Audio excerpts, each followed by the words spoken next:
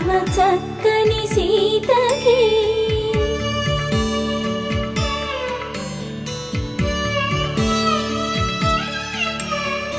ఎర్ర జాబిలి చేయి రాముడేడని అడుగుతుంటే చూడలేదని పెదవి చెప్పలేమని కనులు చెప్పే నల్ల పూసై